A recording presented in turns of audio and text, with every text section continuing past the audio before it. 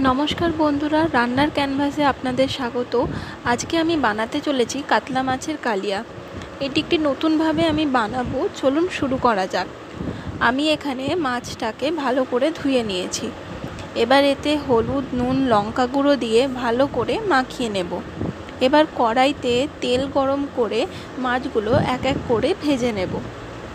মাছ ভাজা হয়ে গেলে ওই তেলের মধ্যে 4টে মিডিয়াম সাইজের কেটে রাখা পেঁয়াজ দিয়ে দেব।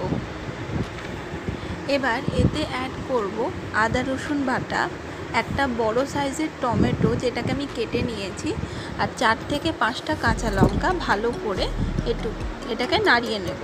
এবার কিছুক্ষণ এটাকে ঢাকা দিয়ে রাখবো যাতে টমেটো আর পেঁয়াজ থেকে একটু সেদ্ধ হয়ে আসে। দেখুন একটু জল ছেড়ে এসেছে। এবার এক এক করে মশলা অ্যাড করব। 1 চামচ হলুদ গুঁড়ো, 1 চামচ নুন, 1 চামচ লঙ্কা গুঁড়ো, 1 চামচ জিরে গুঁড়ো আর সামান্য চিনি দিয়ে মশলাটাকে ভালো করে কষিয়ে নেব। এবার এতে সামান্য পরিমাণে জল অ্যাড করে 5 মিনিট আমরা লো মিডিয়াম ফ্লেমে এটাকে রান্না হতে দেব।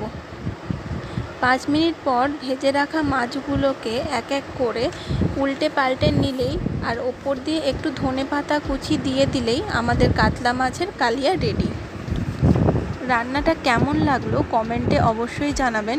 লাইক আর সাবস্ক্রাইব করতে ভুলবেন না। দেখা হচ্ছে আপনাদের সাথে নেক্সট ভিডিওতে। নমস্কার।